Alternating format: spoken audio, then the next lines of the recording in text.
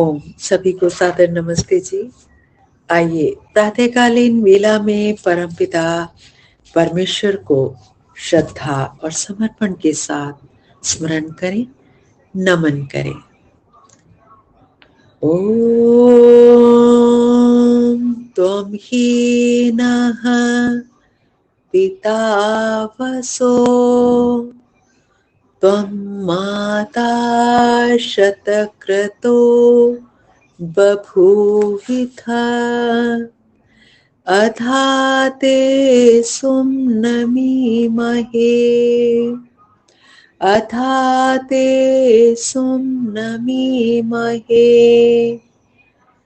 ओम। आइए वेदवाणियों से परमपिता परमेश्वर का स्तवन करें और तदनुसार कर्म करें। ज्ञान का वर्धन करते हैं और इस शब्दमयी वेदवाणी को अपने में विस्तृत करते हैं। ऋग्वेद का स्वाध्याय प्रथम मंडल 31वां सूक्त और आज 11 और 12वां मंत्र। ऋषि वही है हिरण्यस्तोप आंगिरसः देवता, यानी कि मंत्र का प्रतिपादित विषय है अग्नि, परमपिता परमेश्वर। छंद जगती है स्वर निषाद। मंत्र को शीर्षक दिया है विश्वपति व प्रजापालक राजा। मंत्र पाठ करेंगे। ओम त्वामग्ने प्रथमायुमायवे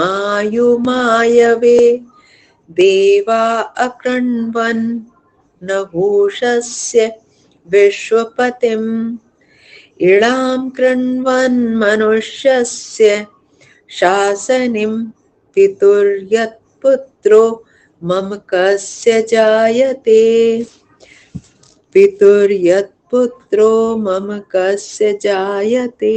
ओम।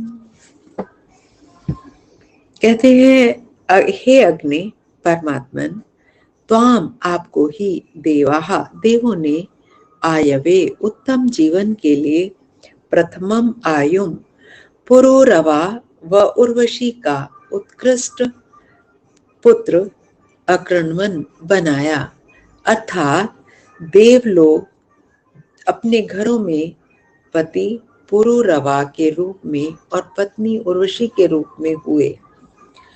अर्थात पति खूब ही प्रभु का स्तवन करने वाला बना, ये पुरुरवा का अर्थ हुआ, और पत्नी अपने पर पूर्ण शासन करने वाली बनी, ये उर्वशी का अर्थ हुआ। इस प्रकार बनकर उन्होंने आपको ही जन्म दिया, अर्थात प्रभु के प्रकाश को पाने का प्रयत्न किया। प्रभु का प्रकाश अर्थात ज्ञान। कहा इससे इनका जीवन बड़ा ही सुंदर बना, अर्थात जब ईश्वर के ज्ञान को प्राप्त करने का प्रयास किया और ज्ञान प्राप्त किया तो उनका जीवन पुरुरवा और उर्वशी का बहुत सुंदर बन गया। इसी बात को यहाँ अलंकारिक रूप में कहा गया है कि इन्होंने प्रभु को ही अपना पुत्र बनाया। इस प्रकार जीवन के सौंदर्य के लिए ही देवों ने नहुषस्य नह बंधने एक दूसरे से बंध कर चलने वाले मानव समाज सबको एक दूसरे का सहारा चाहिए, एक के बिना दूसरा अधूरा है। एक डॉक्टर का जीवन इंजीनियर के बिना नहीं चलता, एक इंजीनियर का जीवन किसान के बिना नहीं चलता, तो सब एक दूसरे से बंध कर चलने वाले हैं, यही मानव समाज है। आगे का विश्वपतिम प्रजापालक राजा को अकृण्वन नियत किया है। फिर राजा की भी आवश्यकता है समाज में, नहीं तो अपने आप को कोई गलत कार्य करके दंड नहीं देगा। तो राजा एक नियम, एक व्यवस्था चलाने के लिए तो कहा, राजा को भी नियत किया। देवों ने प्रजाओं में से ही एक योग्य व्यक्ति को राजा के रूप में स्थापित किया, चयन किया। इस राजा की अध्यक्षता में इड़ाम वेदवाणी को मनुष्य की शासन करने वाली आक्रमण किया। अर्थात कहने का अभिप्राय है कि यह राजा कोई मनमाना स्वच्छंद शासन करने वाला नहीं था। यह वेदवाणी के अनुसार जैसा जैसा वेद में परमपिता परमेश्वर ने हमें आदेश उपदेश दिए हैं, तो कहा यह वेदवाणी के अनुसार अर्थात प्रभु से वेद में प्रतिपादित व्यवस्था के अनुसार ही शासन करता था। पहले यही विधि थी कि जैसा जैसा ईश्वर ने वेद में हमें बताया है वैसा वैसा ही राजा उसके अनुसार व्यवस्था बनाकर राज्य करता था, शासन करता था। इस वैदिक शासन का ही यह परिणाम था कि मम कस्य पितुः, ममत्व स्नेह वाले पिता का पुत्र जैसे पुत्र होता है उसी प्रकार राजा की यह प्रजा हो जाती है। राजा प्रजा को पुत्रवत प्रेम करता है, यानी कि पुत्र के समान प्रेम करता है।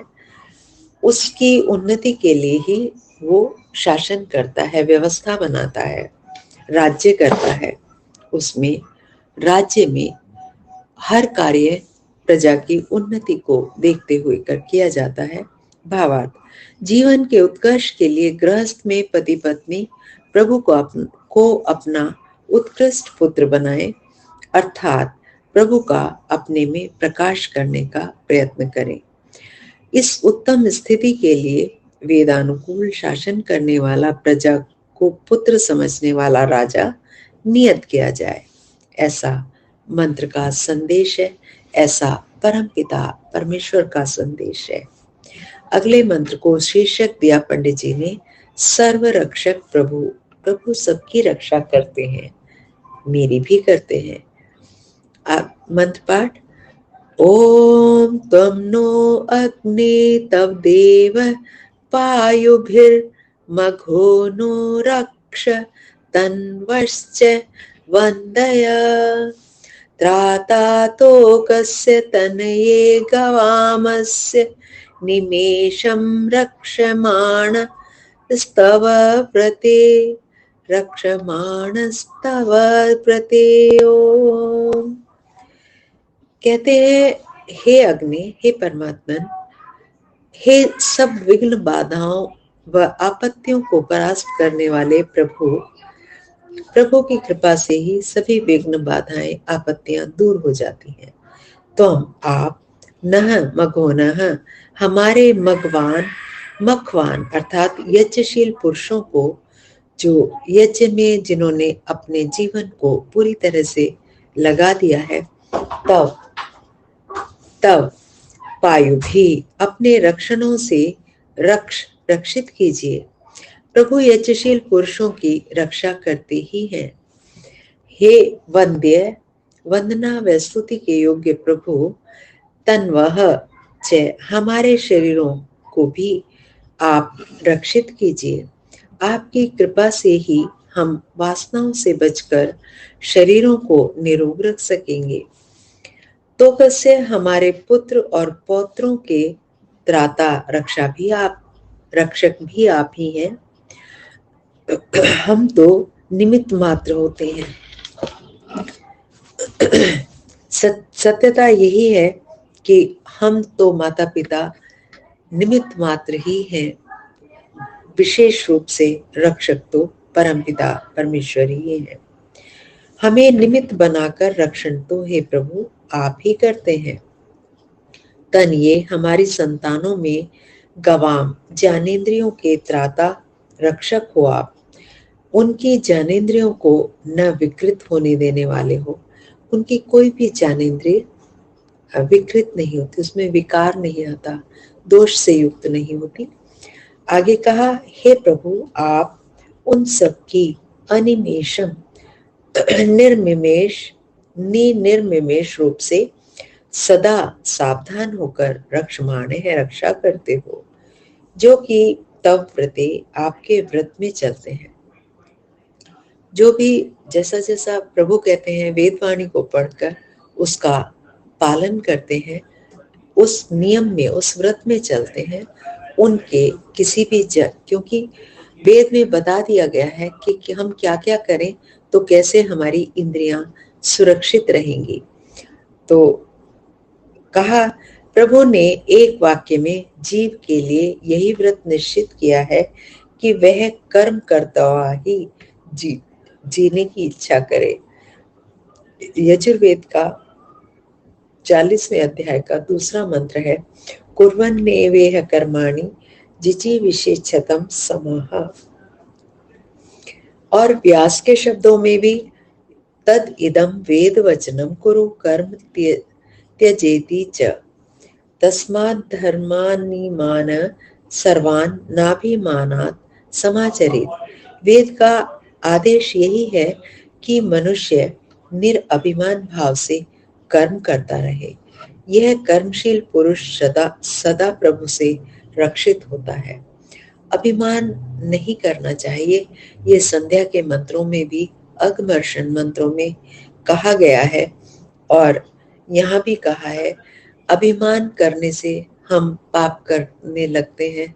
यदि हम निरअभिमानी रहते हैं तो हम पाप से बच जाते हैं। भावार्थ, हम यज्ञशील बन प्रभु से रक्षणीय हो। प्रभु ही हमारे शरीरों व संतानों के रक्षक हैं। हमारी संतानों की ज्ञानेंद्रियों को भी प्रभु ही रक्षित करने वाले हैं।